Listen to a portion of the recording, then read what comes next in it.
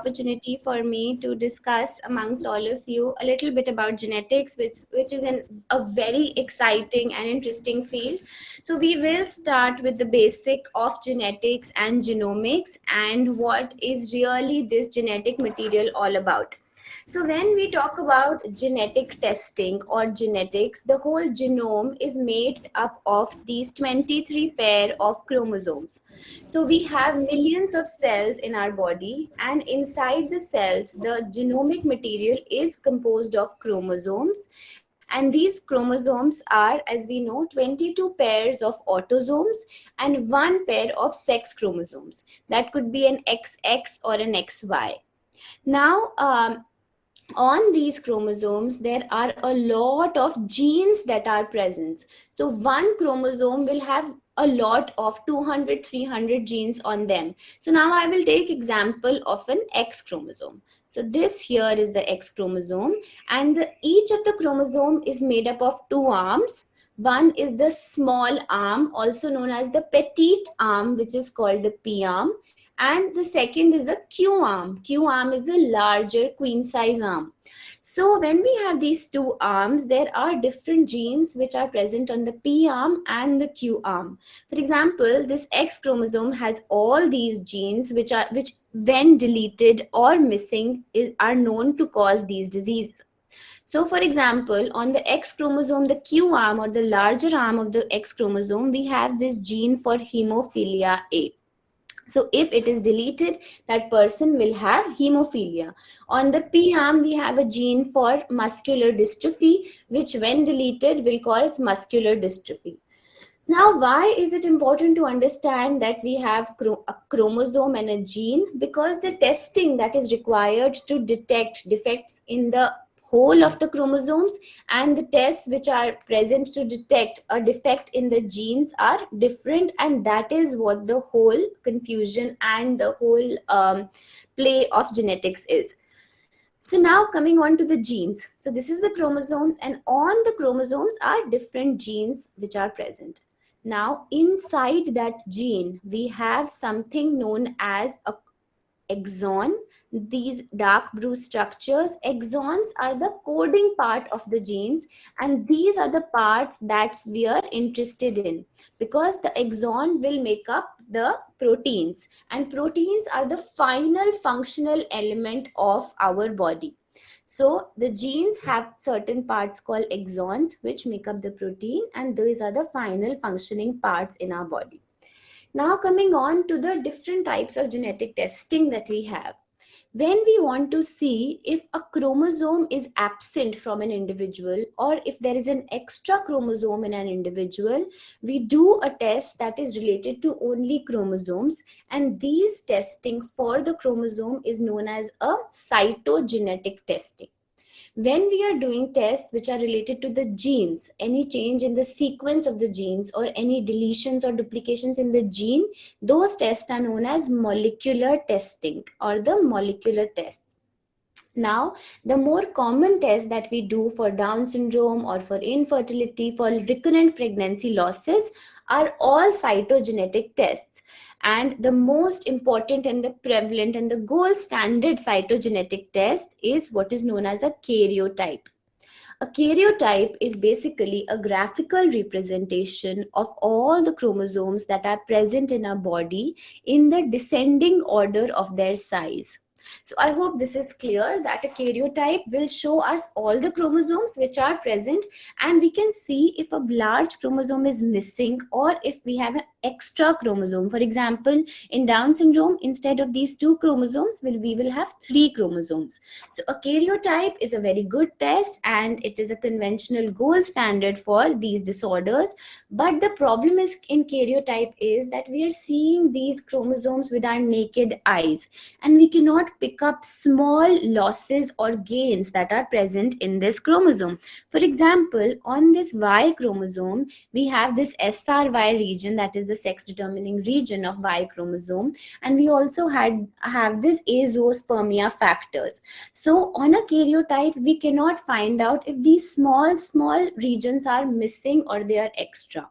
So for this, if we cannot find this on a karyotype, we have certain other genetic tests which is known as a chromosomal microarray, which will look at small losses or gain, or something called as an MLPA. This is an MLPA. So this test here will pick up this SRY region as well as the AZFC deletions or duplications.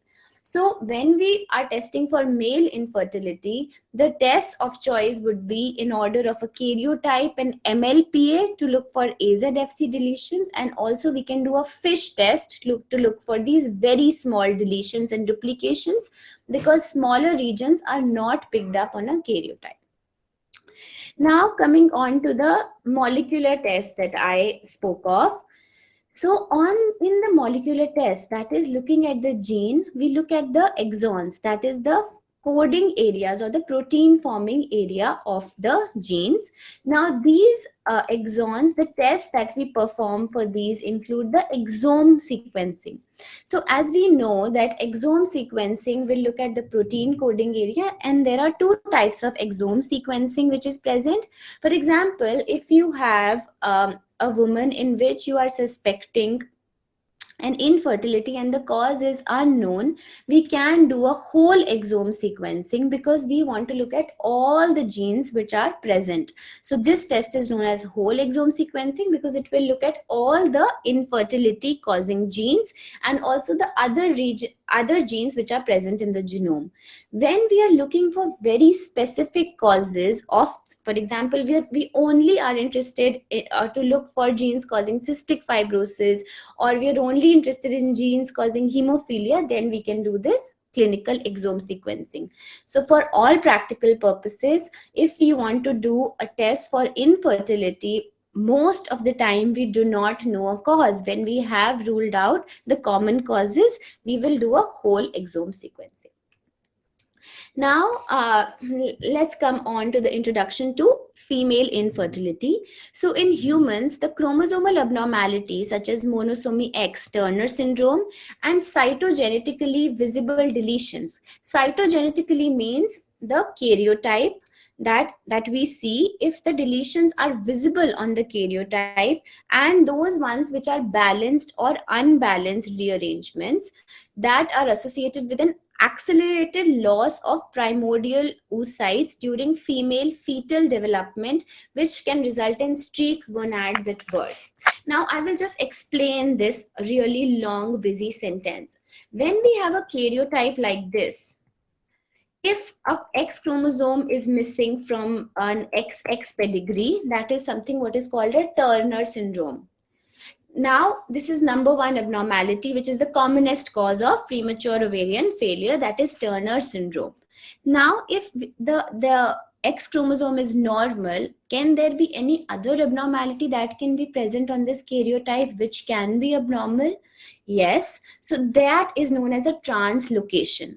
So translocation is a rearrangement of the chromosome. That is, a part of the chromosome may have gone, chromosome 10 may have gone to 12, and a part of the 12 may have gone to chromosome 10.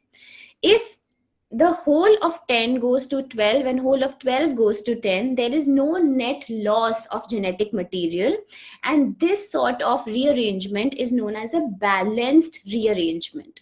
When there is no net loss of gain, only some part of a genetic material has translocated from one location to another.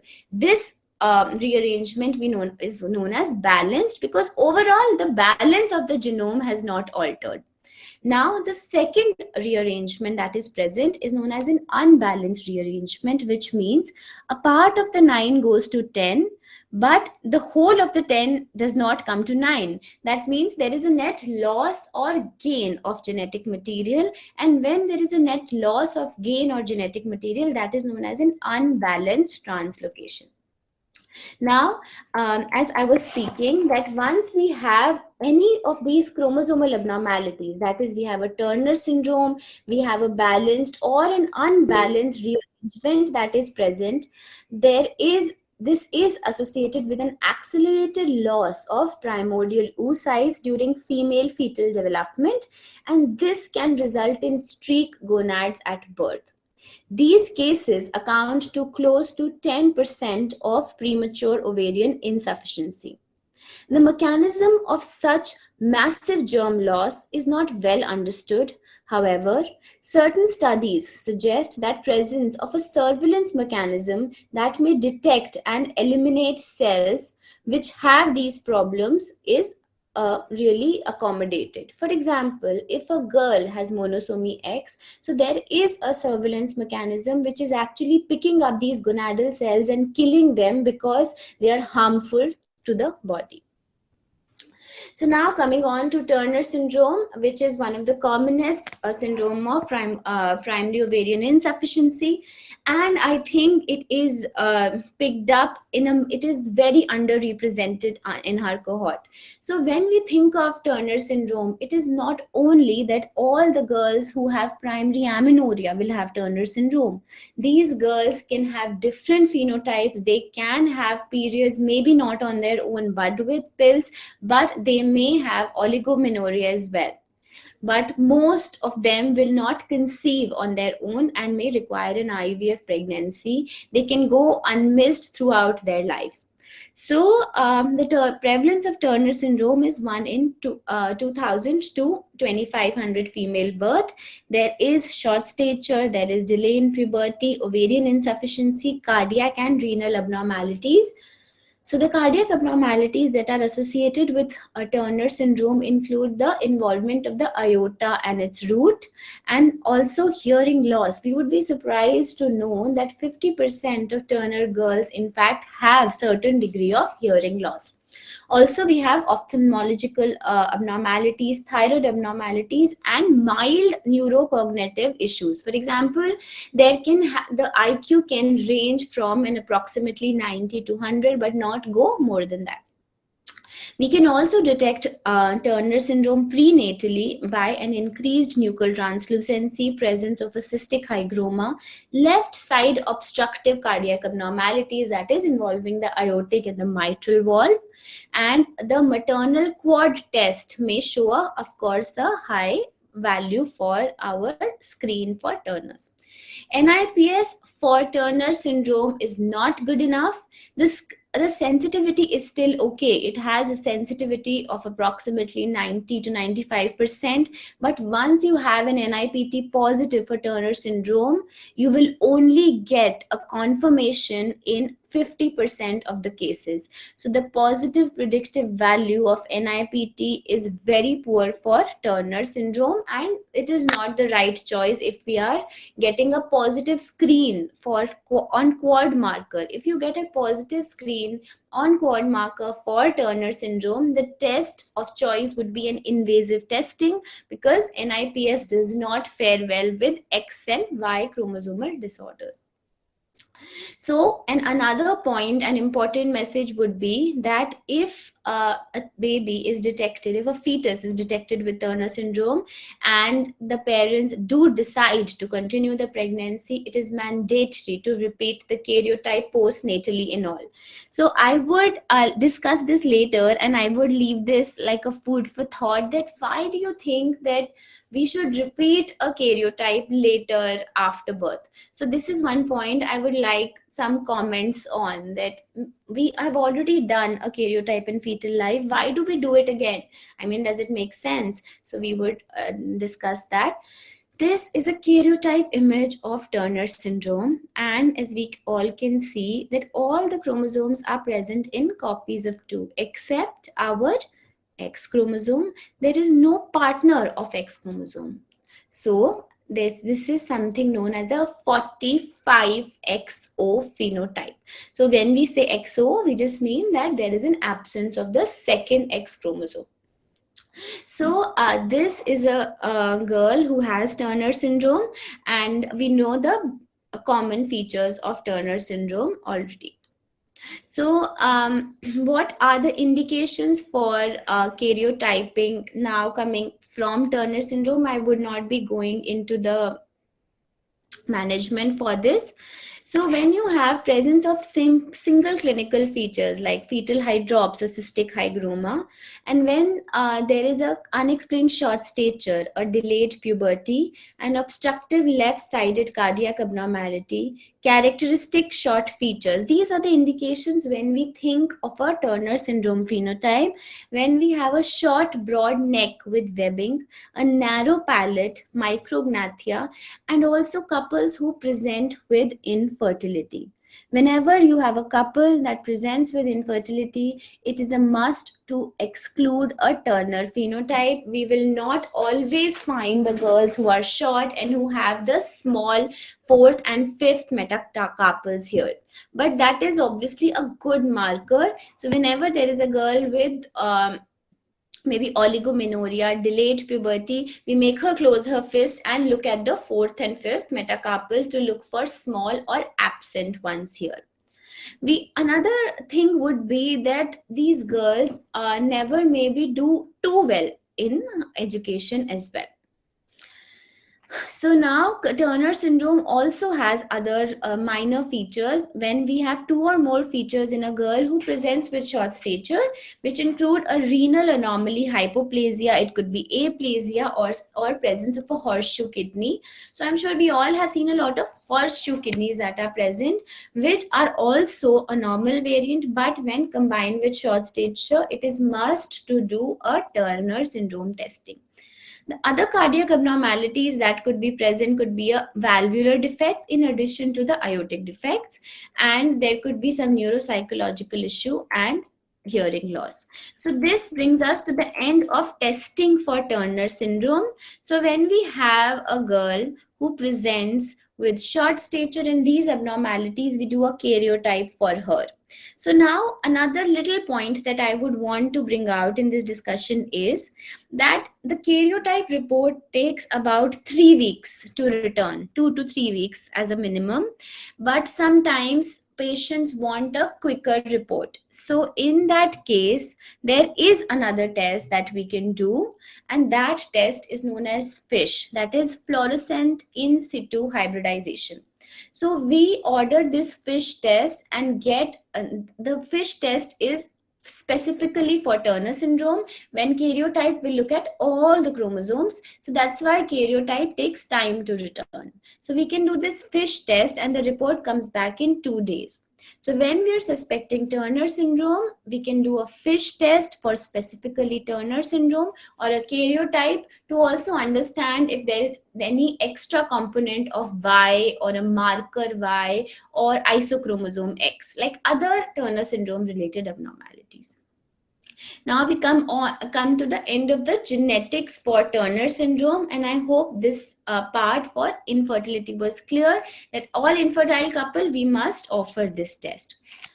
Now another syndrome of female infertility is something known as an XY gonadal dysgenesis. So these girls will be phenotypically looking as females as girls with defects in the sex determination, and this is also known as the Swyer syndrome. So it's very easy to identify this syndrome. They would present as an XY karyotype. So if you do a karyotype of this girl who comes with infertility, you will get XY, that is a male karyotype. So it presents in XY individuals with female appearing external genitalia and Mullerian structures. So now we also have uterus and fallopian tube, but there are gonads which are dysgenetic. So because of the absence of normal functioning ovaries, they do not have a fertility as same as a normal girl. So there is lack of spontaneous pubertal development, of course, due to a lack of estrogen, and absent breast development, primary amenorrhea, and infertility. So they are also known as disorders of sexual development, that is the DSDs, and they can have some other syndromic conditions as well. So this kind of disorder is caused due to mutation in genes, and the final diagnostic test would be in these individuals would be to do an exome sequencing to look at mutation present in any of these genes. These genes include GATA4, DMRT1. These are all genes related to the sexual determination in females. So when there is an XY individual who is phenotypically appearing like a female, so of course we need to exclude androgen insensitivity, and we also need to exclude these monogenic disorders, that is disorders that are caused by mutations in gene. And for all of these, the test of choice would be exome sequencing to find out the mutation in these genes. So we can do this exome sequencing on the female partner who has an XY karyotype, that is a male karyotype. The next disorder is XX gonadal dysgenesis. So now in XX individuals, so when you have a female who comes to you, you do a karyotype that is completely normal, and finally we say that we do not have a cause for infertility. But maybe we should not stop there, because now what the problem is that in these XX individuals, the absence of SRY is not a default mechanism for ovarian differentiation, and it requires the activation of genes associated with female pathway development. So there are some genes which don't develop enough, and when we have an XX female with gonadal dysgenesis, we can again look at mutation in these genes. So now we have covered three broad causes of female infertility, that is the common as Turner syndrome. Then we spoke about XY gonadal dysgenesis, but we of course know the AR gene causing androgen insensitivity and some other genetic causes of development of the gonads. This particular disorder is tested by exome sequencing. Turner syndrome is tested by karyotype. And finally, we have XX gonadal dysgenesis, in which even though the karyotype is XX, but certain genes don't develop, and we can again do exome sequencing. So these were the three disorders that we can easily pick up. Now coming on to a disorder which is also quite interesting, which is known as a fragile X premature ovarian syndrome. So now this disorder is called, so we, as we see here, this is the normal X chromosome, and this is an X chromosome in which some part of the X chromosome has fragile sites. That means these sites are not stable, and these are known as fragile. This disorder is known as a fragile X chromosome. So how do we pick up these females who may have a fragile X-related premature ovarian failure? So this is an X-linked disorder. So if we see this pedigree here, so this is a 4-generation pedigree, and this person here, a square is characterized for a boy, and a circle here is for a female. Now, if we talk about this female here, or if we talk about this female here, so this female here has a family history of different males in this family who have mental retardation. That means that they are affected with something known as a fragile X syndrome. So in families where you have males who are affected with fragile X syndrome, the females in this family which are present in circles could have this disorder known as fragile X premature ovarian insufficiency syndrome. So fragile X intellectual disability is present only in males. So these males who are affected with fragile X syndrome, but their mothers and their sisters could have premature ovarian insufficiency. So the message here is, when we have a family in which a person has a premature ovarian insufficiency, not necessarily infertility, we must ask for family history of mental retardation in men in this family. And if it is present, we should do a test known as a fragile X methylation testing. Fragile X associated primary ovarian insufficiency is a chronic disorder characterized by oligoamenorrhea and hypergonadotropic hypogonadism before 40 years of age. There may be significant morbidity due to depression, anxiety, reduced bone marrow density, and increased risk of cardiovascular disease due to estrogen. Basically, the symptoms of premature ovarian insufficiency. So this is a syndromic diagnosis, and the only clue for us for in this disorder is men who have mental retardation in the family. If they do, it is a very simple 3000 rupees test to do, and the test is known as Fragile X methylation screening.